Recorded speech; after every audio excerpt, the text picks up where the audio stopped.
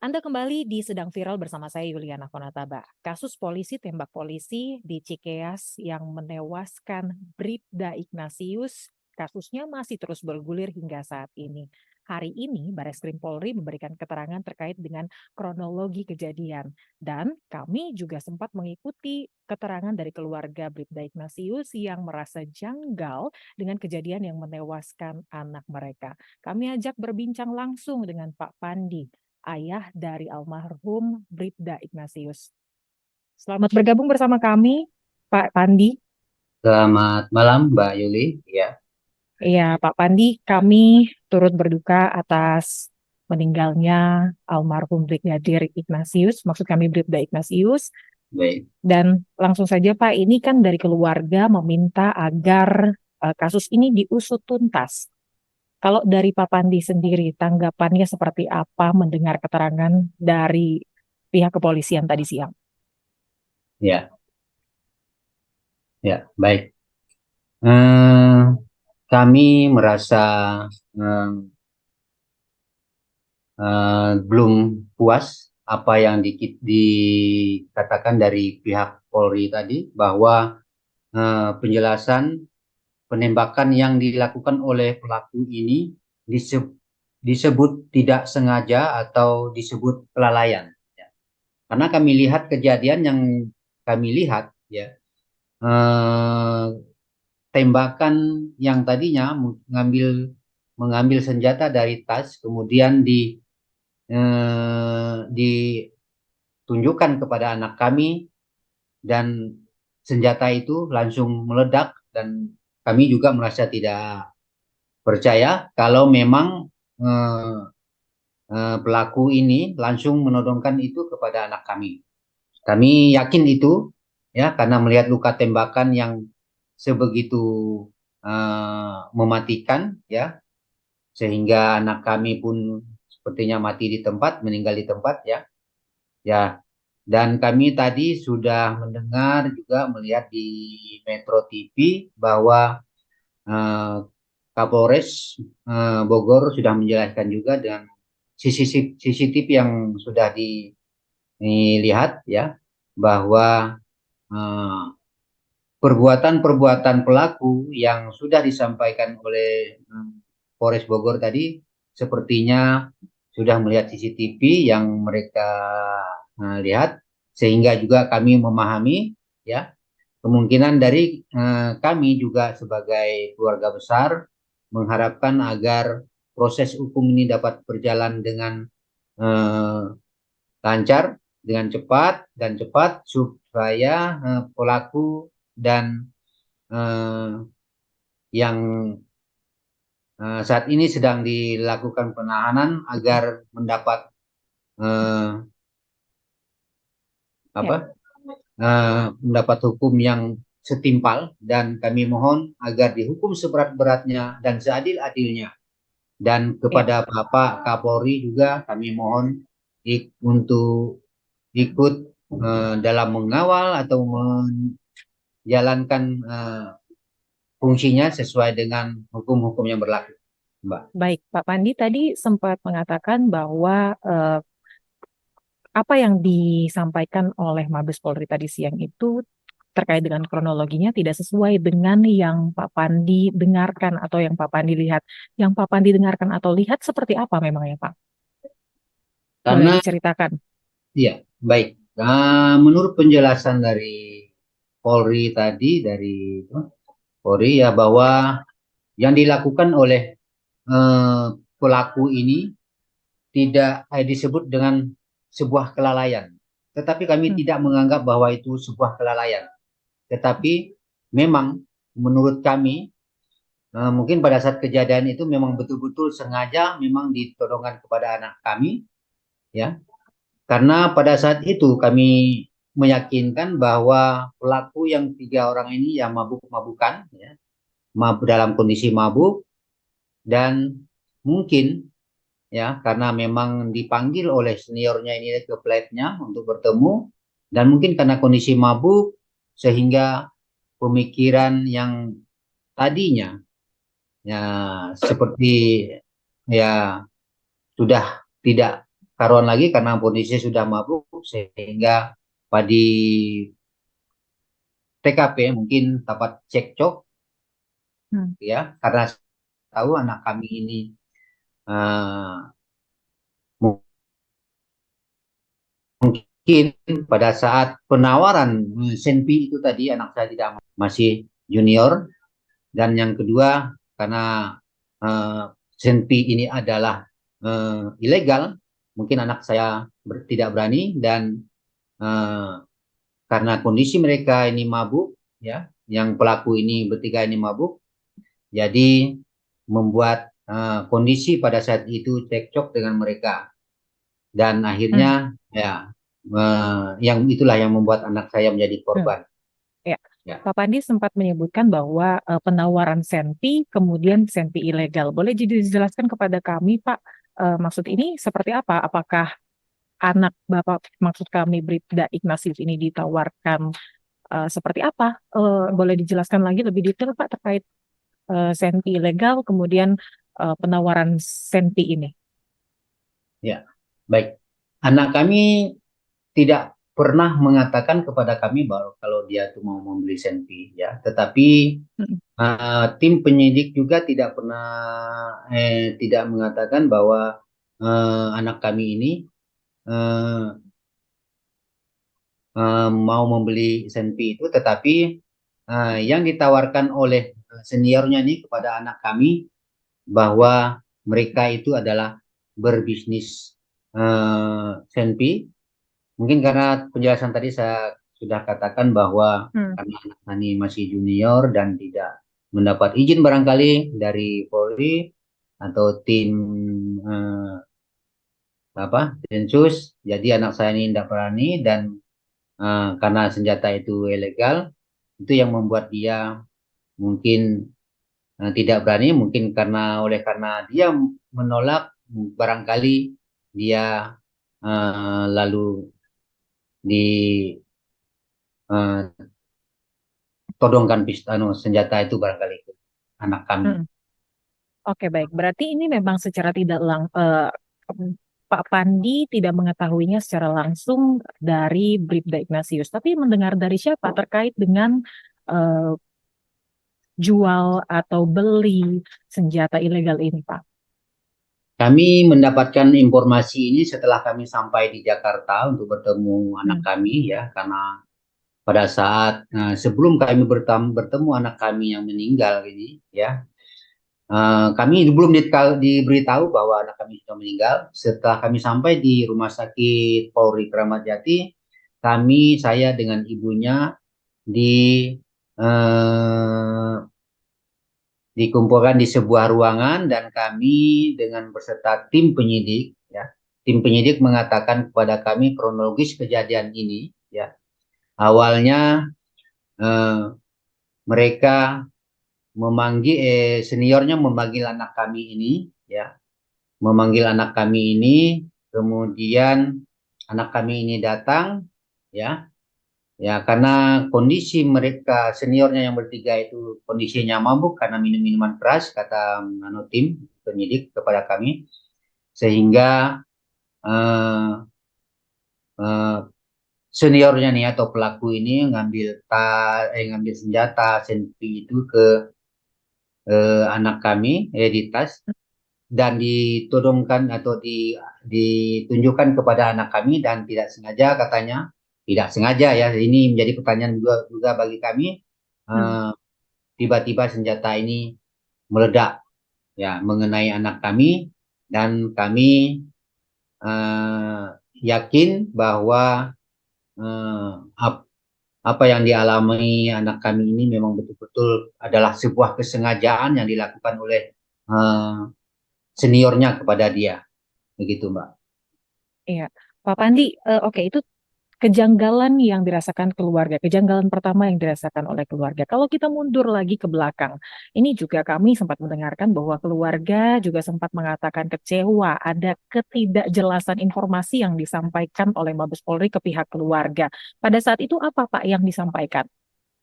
Ya, yang membuat kami tidak puas, Mbak. Dari awal kejadian, ya, awal kejadian kami sebagai orang tua mereka dari Mabes Polri menelpon kami dan mereka mengatakan bahwa anak kami sedang sakit keras, Mbak. Nah, kemudian kami merasa tidak percaya ini mungkin hoak atau apa kan, mungkin telepon-telepon yang mungkin gelap ya. Kemudian tidak lama lagi dari Polres Melawi menghubungi kami, menelpon kami ya, mengatakan bahwa menyampaikan berita dari Mabes Pak, katanya kan bahwa anak ibu bapak sedang sakit keras. Sekarang berada di ICU, di ruang rawat di ICU ya. Kemudian tidak lama lagi kami dapat berita dari Polda, dari tim Densus 88 anti teror wilayah Kalimantan Barat. Mereka juga mengatakan kalau bisa Pak, Bapak dengan Ibu harus berangkat sekarang ke Jakarta. Nah, berita itu kami dapat hari Minggu ya, jam setengah 12 siang.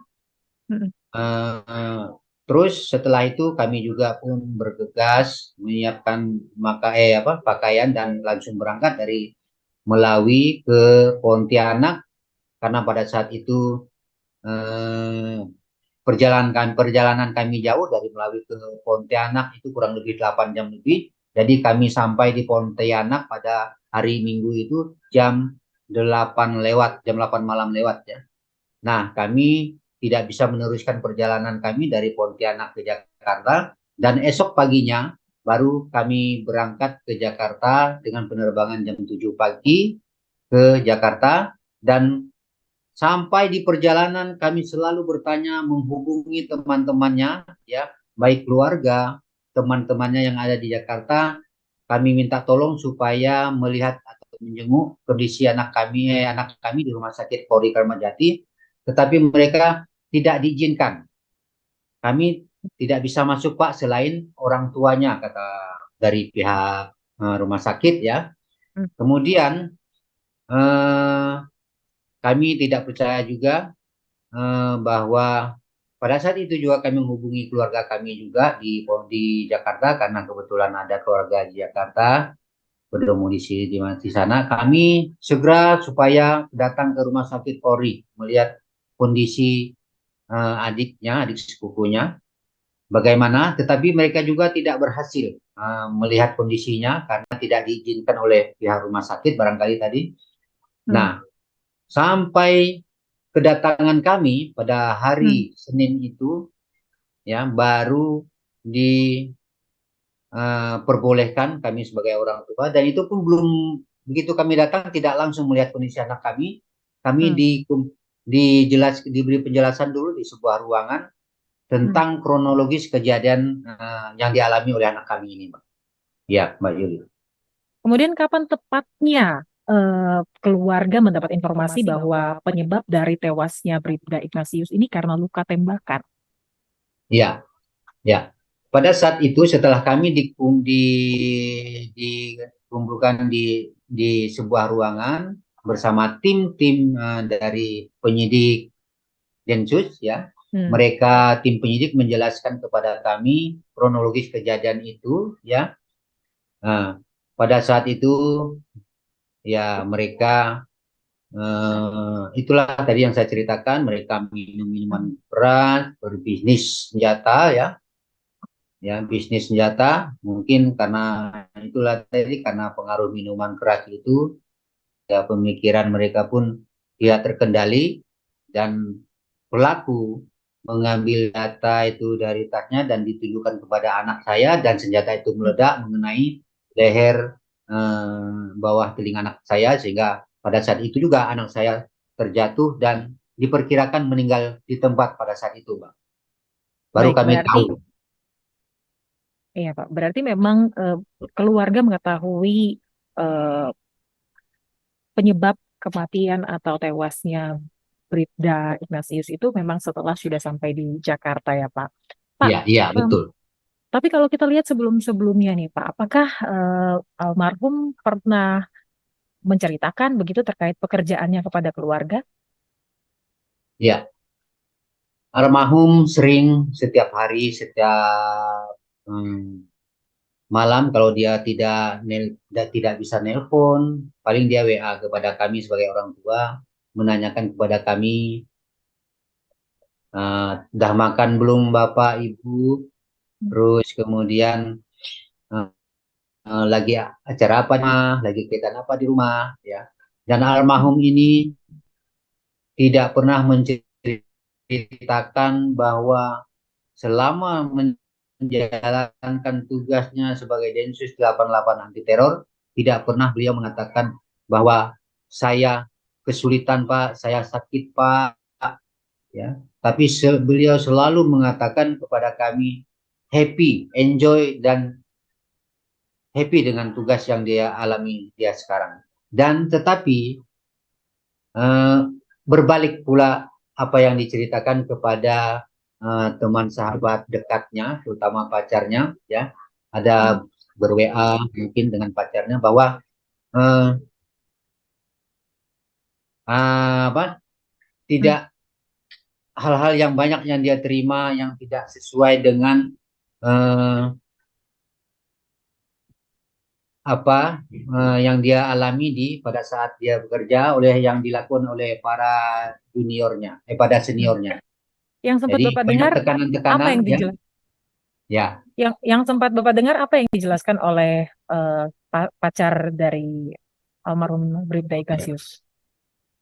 Dia selalu berkeluh kesah tentang keadaan dia selama ini di, di tempat tugas, ya, karena selalu diintimidasi oleh seniornya ini. Dia Hmm. selalu harus siap disuruh kemana dan disuruh berangkat kemana. Ya, kalau tidak mungkin dia mendapat eh, apa yang mungkin menjadi eh, eh, hukuman bagi dia sehingga dia tidak bisa eh, kalau dia tidak bisa menjalankan perintah seniornya itu, Mbak. Itu yang kami dapat, kami lihat dari WA-WA yang dikirimkan kepada pacarnya. Berbalik kepada penjelasan dia, keluhan dia kepada kami, mungkin almarhum ini tidak apa tidak memberatkan kami sehingga kami berpikir yang dia tidak. Jadi selalu baik dengan kami, selalu jujur dengan kami, tetapi terbalik dengan penjelasan dia dengan pacarnya itu tadi, Mbak. Ya, baik Pak Pandi, ini kan proses hukum masih terus berjalan dan tadi memang adalah keterangan yang pertama dari Bareskrim Polri. Harapan Bapak ke depannya terkait dengan proses hukum ini seperti apa? Kami berharap, Mbak, ya, dari proses hukum nanti, karena kami sudah mempercayakan proses ini kepada lembaga bantuan hukum yang di yang dikepalai oleh mungkin eh, Pak Pak Hotman Paris Hmm. dan Pak Jelani Kristo dan tim yang sudah kami percayakan kepada mereka, ya. Kami Hmm. mohon dan kami keluarga besar Dayak, karena saya orang Dayak, jadi eh, harapan kami orang Dayak supaya proses hukum ini dapat dilakukan secara adil, transparan, dan ketika pelakunya memang betul melakukan hal yang betul-betul eh, berhubungan dengan kesalahan yang berat, fatal, berarti kami minta kepada proses hukumnya agar dihukum seberat-beratnya, Mbak. Ya, Dan nah kami tadi minta juga kepada Kapolri untuk ikut dalam penyelesaian permasalahan anak kami ini. ya Pak. Nah, kalau tadi sempat Bapak juga mengatakan bahwa nanti membawa suku Dayak begitu. Kira-kira selanjutnya apa langkah dari keluarga jikalau nantinya ini bisa dibilang proses hukumnya akan lambat? Apakah ada langkah lain dari keluarga dan juga suku Dayak? Ya, karena kami ini adalah orang Dayak, artinya segala proses hukum ini kami percayakan kepada Polri, ya. Ketika nanti proses hukum ini tidak transparan, hasilnya ngambang, ya gelap dan tidak mendapat kepastian, kami akan eh, bertindak sesuai dengan eh, apa yang kami sepakati sebagai masyarakat adat Dayak, ya. Karena kami juga tidak percaya dengan institusi Polri ketika permasalahan ini tidak selesai dengan baik, transparan, dan pelakunya tidak dihukum dengan seberat-beratnya. Itu harapan kami masyarakat kami di dan keluarga besar kami di Melawi, Mbak. Oke. Tapi kalau misalnya harus itu jalur itu yang harus ditempuh, kira-kira akan seperti apa tuh Pak prosesnya kalau dari suku Dayak? Ya, yang jelas kami berharap dari proses hukum pidana itu yang kami harapkan, ya, karena proses itulah yang menjadi dasar kami, ya. Tetapi ketika proses hukum pidana ini tidak eh, sesuai dengan apa yang dialami oleh kami, maka dari pihak lembaga hukum yang kami serahkan kepada mereka agar mengambil langkah-langkah apa yang harus diambil oleh eh, kami sebagai keluarga dan menyerahkan kepada lembaga yang kami percayakan. Baik Pak. Baik, em, terima kasih Pak Pandi sudah bergabung bersama kami di Liputan 6. Kami juga berharap bahwa proses dapat transparan dan juga diusut tuntas, tentu saja supaya keadilan ditegakkan seadil-adilnya. Sekali lagi terima kasih Pak Pandi. Baik, terima kasih Mbak Yuli. Terima Ya, kasih Pak Pandi. ya. Itu dia tadi obrolan kami bersama dengan Pak Pandi, ayah dari Bribda almarhum Bribda Ignatius. Dan kami juga berharap bagaimana ini nantinya proses hukum akan berjalan transparan dan juga diusut tuntas supaya keadilan dapat ditegakkan seadil-adilnya. Saya Yulena Funatabah, kita sampai lagi bertemu di Sedang Viral akan datang. Sampai jumpa.